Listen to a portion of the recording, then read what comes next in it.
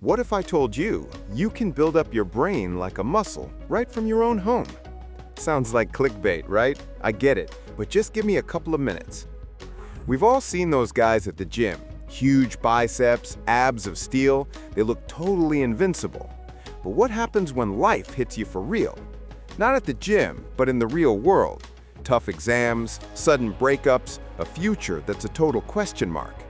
Think of any famous athlete. It seemed like they had it all, but at some point, they broke under pressure. Why? Because real strength isn't in your muscles, it's right here. Sound of a light tap on the head.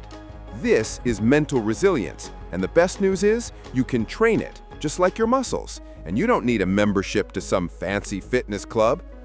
In this video, we'll show you how ridiculously simple at-home exercises can make you, well, almost invincible to stress.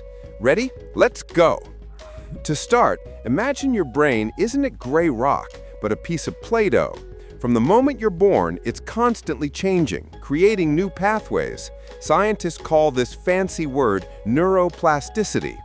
Every time you learn something new, try, fail, you are literally sculpting your own brain.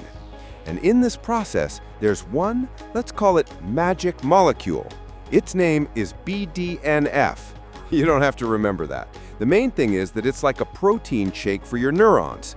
The more of it you have, the faster and better your brain grows. And you know what makes it get produced? Hardship. Yep, a little controlled stress. Intriguing, isn't it? So to get smarter and stronger, you don't need to run from difficulties, but use them correctly. But how? Let's start with something ridiculously simple, the plank. Oh yeah, the one that makes your whole body start vibrating like a phone after just 30 seconds. What if I told you this isn't just an ab exercise, but a real workout for your willpower? Next time you're doing a plank, try this.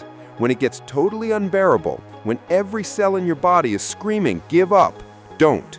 Instead, shift your focus to your breath. Feel your muscles burning.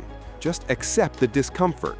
Tell yourself, this is just a sensation. I am more than this sensation. Boom! Congrats! You just use physical pain to level up your brain. You literally turn torture into meditation. Too simple? Okay, how about this? Most of your I can'ts are just an illusion. Before 1954, all the doctors and scientists on the planet were sure a human is physically not capable of running a mile in under 4 minutes. It was considered fatal for the heart. But one guy, Roger Bannister, didn't believe it. He trained, went to the stadium, and did it. He broke the barrier. And you know what's most interesting? As soon as he did it, over the next year, that impossible record was broken 37 more times. What, did people suddenly mutate? No, the barrier in their minds just disappeared. So how many of these impossible walls have you built around yourself? I can't pass this exam. I'll never make friends. I won't succeed. What if all of this is just a myth you've been telling yourself? Now let's talk about pain. Nobody likes it. We're willing to do anything to avoid it. But what if pain is just a signal, like the check engine light in a car? It doesn't say everything is broken. It says, hey, pay attention to me. And what if you can play with this signal? Look at gamers. They die in games hundreds, thousands of times. Their characters get beaten, blown up, they fall into chasms. And what do? They start over, again and again. They don't tear their hair out, it's just part of the process. They learn, adapt, and eventually they beat the boss. They turn the pain of defeat into priceless experience. What if you brought this approach into real life? Failed a test? It's not the end of the world. It's just game over on this level. Analyze your mistakes, level up your skills, and try again. It sounds childish, but damn, it works. And this is where good old Pavlov comes in. Yep, the one with the dogs, remember? A light comes on, saliva flows, a conditioned reflex. Well, for us humans, it works exactly the same way. And there are 2 super simple rules to create a reflex for awesomeness in yourself. Rule 1, right after you've done something hard, held a plank for a second longer, forced yourself to sit down with a boring textbook, do something pleasant immediately. Eat a piece of chocolate, watch one funny video. Your brain needs to get a reward. Rule 2, consistency. Every day. even if you don't want to, even if you're lazy.